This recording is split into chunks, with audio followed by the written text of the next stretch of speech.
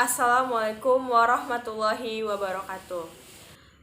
Selamat pagi dan salam sejahtera bagi kita semua. Baiklah, sebelum kita memulai pembelajaran kita, mari kita berdoa menurut agama dan kepercayaan kita masing-masing. Doa dimulai.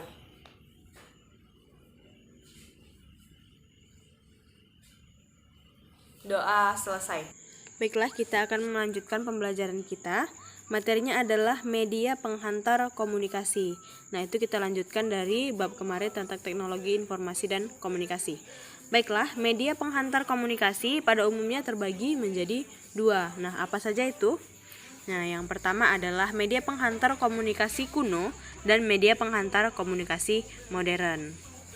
Baiklah, di sini Ibu akan menjelaskan tentang komunikasi secara kuno terlebih dahulu.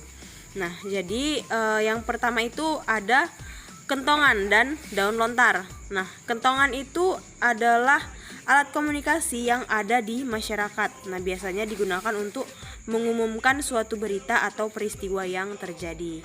Nah, para penjaga malam sering menggunakan kentongan sebagai media komunikasi ketika adanya maling. Kemudian daun lontar. Nah, daun lontar ini media atau sarana untuk menulis surat kepada orang lain.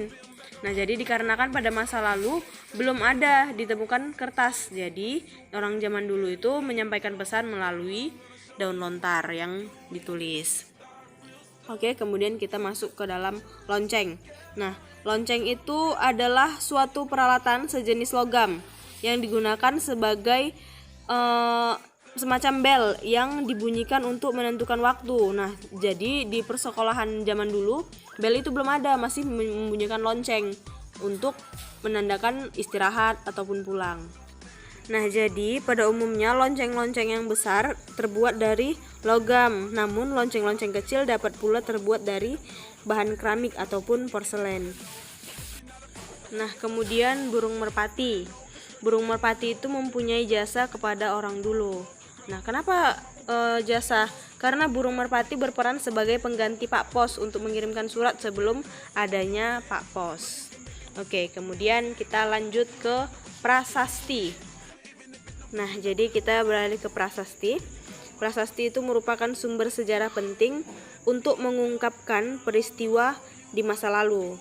Nah, kenapa? Karena prasasti merupakan sumber dokumen yang tertulis dan orisinil dan pasti terjamin keasliannya sebagai peninggalan masa lalu.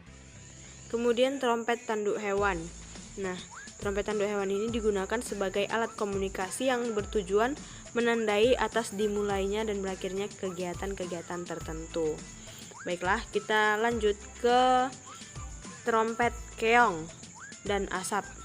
Nah, trompet keong ini ada dua jenisnya ya. Ya, ada yang biasa dan ada yang trompet keong.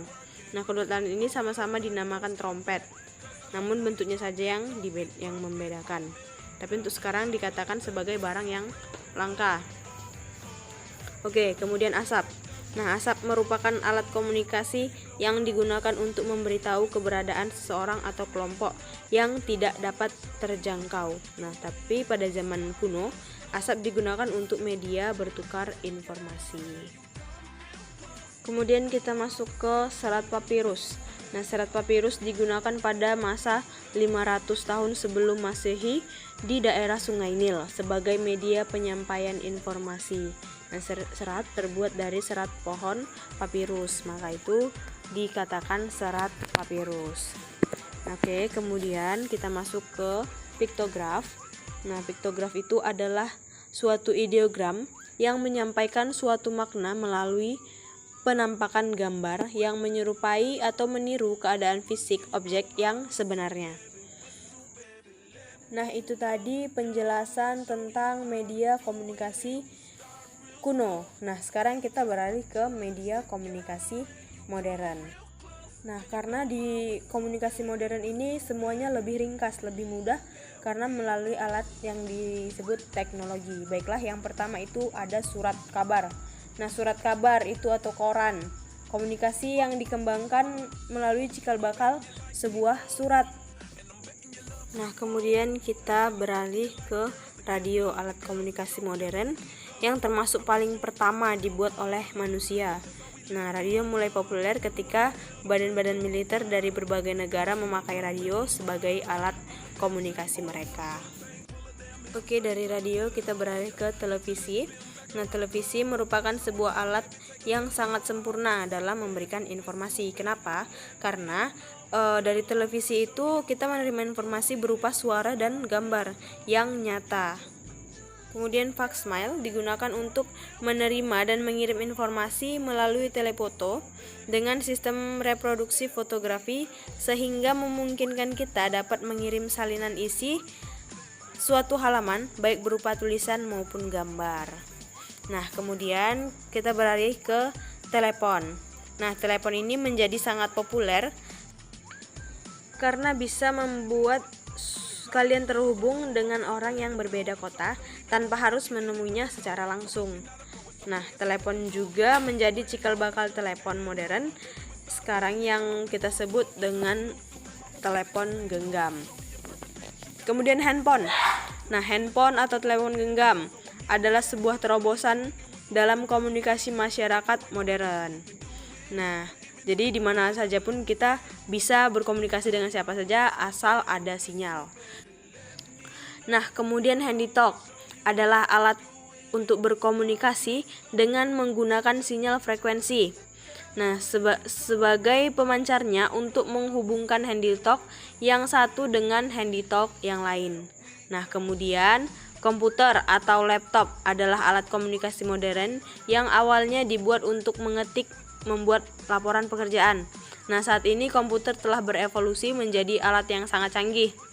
Komputer zaman sekarang mampu melakukan banyak hal, di antaranya sebagai penyimpan data, menulis, membuat video, dan menonton televisi.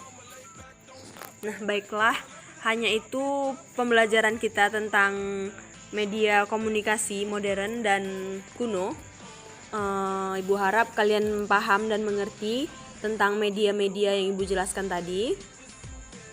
Baiklah, kita tutup materi pembelajaran kita hari ini. Semoga kalian paham dan mengerti. Untuk menutup pembelajaran, mari kita berdoa menurut agama dan kepercayaan kita masing-masing. Doa dimulai.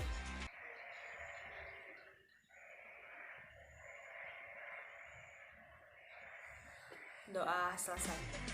Baiklah, assalamualaikum warahmatullahi wabarakatuh. Salam sejahtera bagi kita.